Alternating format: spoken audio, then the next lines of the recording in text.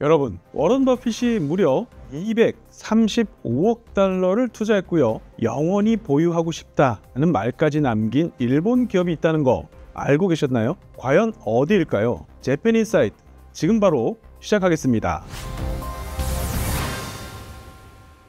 한일재단에서 자문교수를 맡고 있고요. 한국외대에서 일본 경제를 가르치고 또 연구하고 있는 이창민입니다. 이토추, 미쓰이물산, 마루베니, 이름은 낯설지 몰라도 우리의 식탁이나 주유소, 쇼핑몰까지 이들이 없으면 산업이 멈출 수도 있습니다. 바로 일본의 종합상사입니다. 많은 분들이 종합상사를 무역회사, 자원개발회사, 투자회사라고 생각하실 수 있습니다만 지금의 종합상사는 그 어떤 한마디로도 정의할 수가 없습니다. 수십 개의 산업을 연결하고 기획하고 운영까지 해내는 초다각화된 산업 플랫폼, 그게 바로 일본의 종합상사입니다. 대체 이 기업들은 어떤 구조를 가졌길래 글로벌 위기 속에서도 더 강해지고 있는 걸까요? 오늘 재팬인사이트에서는 일본의 종합상사가 어떻게 전 세계 산업의 허브가 되었는지 그 전략과 구조를 낱낱이 파헤쳐 보겠습니다.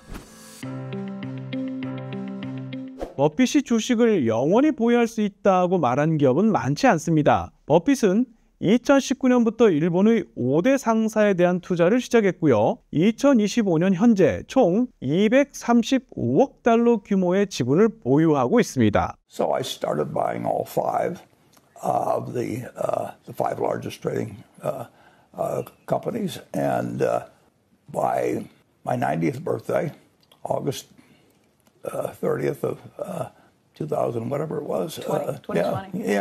and we had bought just somewhat over 5%. We'll be in these stocks 10, 20 years. I mean, we weren't buying with the idea they go next week, next month, next year. 그가 일본의 종합상사에서 발견한 건 무엇이었을까요? 크게 두 가지를 꼽을 수 있습니다. 일본 종합상사의 첫 번째 무기, 바로 밸류체인 통합입니다. 혹시 드라마 미생 보셨나요? 주인공 장그래가 고군분투하던 그곳, 종합상사는 단순히 무역회사가 아닙니다. 철강에서 커피, 의류에서 석유까지 안 다루는 산업이 없는 산업 생태계의 종합 세트 같은 곳이죠. 예를 들어 볼까요? 미쓰이물산과 이토추 같은 상사들은 단순히 소고기를 수입해서 팔지 않습니다. 소고기 한 덩어리가 식탁에 오르기까지의 사료 수급, 사육, 가공, 유통, 외식 프랜차이즈 운영의 모든 단계를 자회사로 묶어서 하나의 체인처럼 관리합니다. 즉, 하나의 상품이 만들어지고 소비되는 전 과정을 자체 자회사와 투자 네트워크로 연결해 밸류체인을 만든다는 것이죠. 왜 이렇게까지 하냐고요? 원자재 가격이 요동쳐도 괜찮기 때문입니다. 물류비가 뛰어도 자체 구조로 버틸 수 있으니까요. 이건 소고기만이 아닙니다. 커피, 면화, 곡물, 의류, 식품 가공, 편의점, 물류, IT에 이르는 수십 개의 산업군이 종합상사 플랫폼 안에서 수평과 수직으로 연결되어 돌아갑니다. 하지만 이들의 진짜 강점은 단순히 다양한 사업을 하는 데 있지 않습니다. 각기 다른 산업을 하나의 밸류체인으로 엮어서 산업 생태계 전체를 통합적으로 운영한다는 점, 바로 이것이 일본 종합상사가 단일 사업에 의존하지 않고 글로벌 위기 속에서도 살아남을 수 있는 생존 공식인 것입니다. 2025년 미국 시장을 중심으로 글로벌 공급망 재편이 가속화되면서 트럼프 2.0 쇼크가 다시 왔을 때 많은 전문가들은 일본의 종합상사의 위기를 점쳤습니다. 하지만 결과는 정반대였습니다. 2026년 3월 결산 전망을 보면 일본의 5대 종합상사 중에서 이토추, 미쓰이, 마루베니 등은 오히려 순이익이 증가할 것으로 보입니다. 왜일까요? 바로 포트폴리오의 다각화입니다. 대표적으로 이토추를 한번 보겠습니다. 이토추는 2025년 CP그룹 지분 매각으로 약 880억엔을 일시에 확보했습니다. 하지만 단순히 매각 이익만으로 버틴 것은 아닙니다. 이토추는 일본 내수에 강한 기업으로서 패밀리마트 같은 유통, 테크노솔루션스 같은 IT 자회사가 골고루 성장세를 보이면서 자원 가격 하락과 엔고 충격을 상쇄할 수 있었습니다. 이는 종합상사가 과거처럼 자원 가격에만 의존하는 구조가 아님을 보여줍니다. 미쓰이물산, 마루베니도 마찬가지입니다. 자원 사업 비중을 줄이고 헬스케어, 식품, 전력, 재생에너지 등으로 사업 영역을 확대해온 결과 어떤 외부 충격에 흔들리지 않는 그런 포트폴리오를 만들어낸 것입니다. 버핏은 이런 구조를 꿰뚫어 봤습니다. 이들은 버크셔 해서웨이처럼 자본을 운용한다. 나는 50년, 어쩌면 영원히 이 주식을 보유할 수도 있다. 버크셔 해서웨이가 보험, 철도, 가전, 에너지처럼 서로 다른 사업군을 통합해서 안정적인 현금 흐름을 만들어내듯이 일본의 종합상사들도 무역과 투자를 한 축으로 또 산업 생태계 통합 운영을 또 다른 축으로 삼아서 거대한 시너지를 창출하고 있습니다. 자원, 인프라, 유통, 식품, 헬스케어, 에너지, IT, 금융까지 서로 다른 업종이 유기적으로 연결된 거대한 산업 플랫폼인 셈입니다. 그래서 위기가 와도 흔들리지 않습니다. 트럼프 관세 쇼크, 자원 가격의 하락, 환율 변동, 오히려 이들이 더 강해지는 이유죠. 그럼 지금 이들은 미래를 위해 어떤 전략을 쓰고 있을까요? 첫 번째는 EV 배터리 리사이클입니다. EV 배터리는 탄소 중립 목표 달성에도 직결됩니다. 리튬, 니켈, 코발트의 채굴과 정연 과정은 탄소 배출량이 높고 환경오염 리스크가 크기 때문이죠. 이를 리사이클로 대체하면서 탄소 배출을 크게 줄일 수 있어서 글로벌 완성차 기업들에게는 ESG 경영의 핵심 파트너가 될 수 있습니다. 이런 맥락에서 도요타 통상은 2023년 9월 미국의 배터리 재활용 업체 라디우스를 약 9,700만 달러에 인수했습니다. 라디우스는 전기차 배터리에서 리튬과 니켈을 추출해 재활용하는 기업으로 이번 인수를 통해 도요타 통상은 채굴, 생산, 사용, 폐기, 재활용, 재사용으로 이어지는 완전한 순환형 공급망을 구축하려는 겁니다. 이 전략의 배경엔 배터리 원료 확보라는 핵심 과제가 있습니다. 전기차의 핵심은 배터리고 그 배터리의 핵심 원료인 리튬과 니켈은 대부분 중국에 대한 의존도가 굉장히 높기 때문입니다. 이에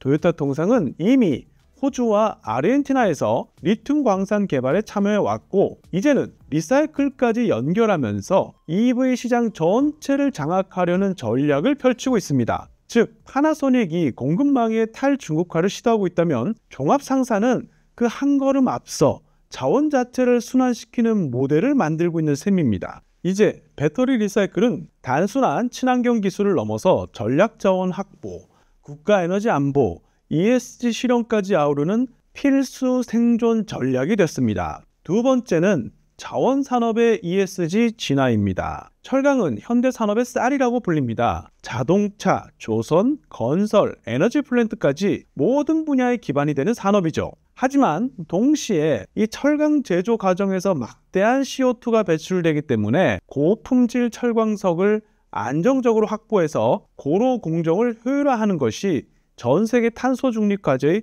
핵심이 되고 있습니다. 이에 미쓰이물산은 호주 로즈리지 철광석 광산에 53.4억 달러, 8천억 엔 규모를 투자했습니다.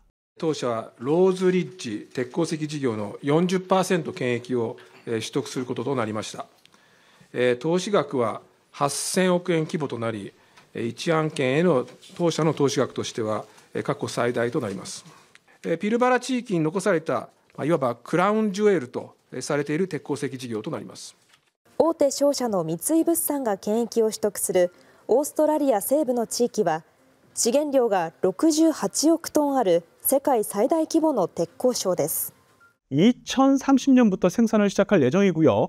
탄소 배출이 적은 고품질 철강을 확보해서 철강 산업의 탈탄소화를 앞당기겠다는 전략입니다. 이토추는 CSM 미네라톤 지분을 추가 취득해서 브라질에서 저탄소 환원철을 확보해 중동, UAE 등과 손잡고 새로운 철강 생태계를 만들고 있습니다.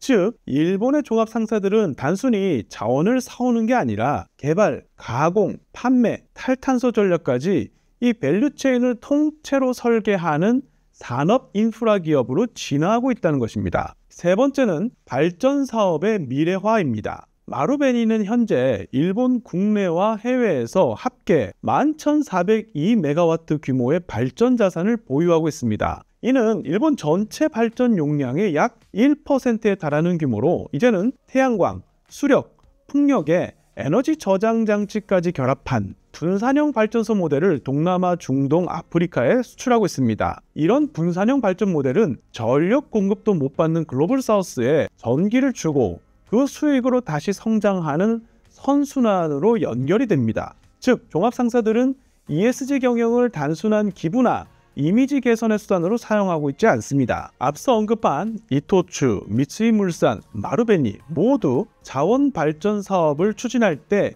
현지 환경 규제와 ESG 인증 획득을 프로젝트 초기 단계부터 필수 조건으로 반영하고 있습니다. 일본의 종합상사들은 단순히 이익을 내는 기업이 아니라 산업의 지속 가능성을 설계하는 플랫폼 기업으로 역할과 정체성을 바꿔가고 있음을 보여주고 있습니다. 진짜 ESG라고 할 수 있죠. 네 번째는 디지털 전환입니다. 종합상사들은 IoT, 블록체인 기술을 활용해서 공급망 관리를 시각화하고 거래의 투명성을 높이면서 조달, 물류, 유통, 판매의 전 과정을 데이터 기반으로 통합하고 있습니다. 마루베니와 미쓰이물산은 블록체인으로 곡물, 철강의 원산지 정보와 ESG 인증을 실시간으로 추적하고 있고요. 이토추는 AI로 물류와 재고를 예측해서 식품 폐기와 재고 손실을 줄입니다. 이건 단순한 효율화가 아니라 글로벌 공급망 경쟁의 생존 전략이라고 할 수 있습니다. 마지막은 2040년을 향한 미래 인재상입니다. 종합상사가 원하는 인재는 단순한 어학 능력자가 아닙니다. 데이터를 읽고 IoT, 블록체인을 현장 업무에 결합할 수 있는 디지털 감각, 그리고 국가와 문화를 넘나들며 협업을 할 수 있는 글로벌 커뮤니케이션 능력, 기존의 산업 구조를 새롭게 바꿀 수 있는 창의적 사고, 그리고 불확실성과 실패를 두려워하지 않는 실행력을 갖춘 사람, 이 네 가지 역량을 갖춘 인재야말로 2040년에 일본 종합상사를 이끌어갈 핵심 인물이 될 것입니다. 단순한 기술자가 아닌 산업의 연결 구조를 설계하는 사람이 바로 그들이 찾는 인재입니다. 흔들리는 시대일수록 더 단단해지는 구조, 이들을 단순히 무역상이라고 부르긴 어렵습니다. 무역을 넘어서 투자, 산업 밸류 체인, 지속 가능성까지 일본의 종합상사는 지금 초거대 산업 플랫폼으로 진화 중입니다. 보이지 않는 곳에서 산업 생태계를 설계해온 숨은 거인들, 오늘 그 진짜 정체를 함께 살펴봤습니다. 앞으로도 더욱더 재미있지만 유익한 숨어있는 일본 경제 산업 이야기로 찾아뵙겠습니다. 오늘 재팬인사이트는 여기까지입니다. 저는 이창민이었습니다.